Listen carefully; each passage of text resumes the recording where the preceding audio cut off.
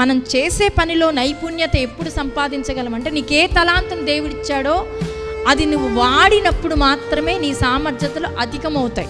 అందుకే చెప్పాడు, ఒక తలాంతు ఇచ్చినవాడు భూమిలో పాతి పెడితే 2 తలాంతులు ఇచ్చినవాడు వాడి సామర్థ్యత వల్ల 2 తలాంతులు సంపాదిస్తే 4 ఇచ్చాడు.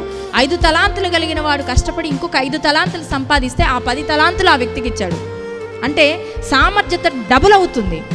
అంటే నీకు ఇచ్చిన దాన్ని నువ్వు వాడినప్పుడు మాత్రమే నీకు అది బెనిఫిట్గా మారుతుంది, లేదా డబుల్ అవుతుంది. ఆ సామర్థ్యత కానీ ఆ తలాంతులు కానీ నీకు పెరుగుతాయి.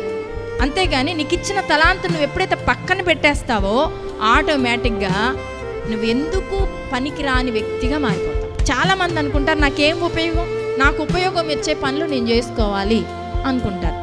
నీకు ఉపయోగం వచ్చే పనులు నువ్వు చేసుకుంటే దేవుడు నీకు ఇచ్చిన తలాంతుల విషయంలో దేవుడు నిన్ను పక్కన పెట్టేసి ఇంకొక వ్యక్తిని లేపి వాడుకుంటాడు.